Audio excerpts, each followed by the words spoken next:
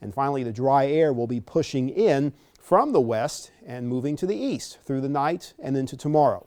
And that dry air plus high pressure, that means a combination that keeps our weather pretty quiet, uneventful. I wouldn't say unremarkable, because when we are facing a weekend that has abundant sunshine and you stand in the sunshine and you get warm even though the air around you is still dry and somewhat cooler, I'd say that is a remarkable weather pattern to have during the weekend. And of course, through Friday, we'll have less cloud cover, maybe a couple little patches around the Big Bend coastal counties, but not much else to really get in the way of that brightness coming in from up above. And we'll have that high pressure ridge across the southeastern U.S. for the weekend.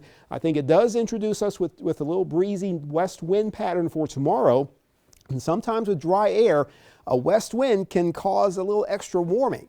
So it's not going to be all that chilly of a breeze, as I do expect those winds to be on the lighter side through about sunrise, and then we'll start to see winds picking up to about 8 to 16 miles per hour, sustained winds through the course of the afternoon. So that brings in the lower humidity and should raise the comfort level by quite a bit, and will allow temperatures to fall to around 50 degrees, upper 40s in many areas away from the coastline.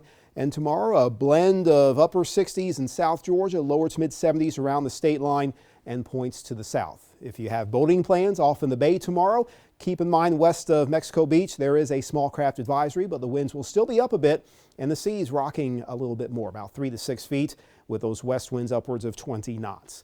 Oh, the weekend is going to look so sweet. I hope folks are able to take advantage of this type of weather, because lower to mid 70s with full sunshine, morning lows in the 40s. That pattern will not repeat itself much more from here on out. We do have a warming trend into next week and rain and storm chances that you should know about starting on Thursday.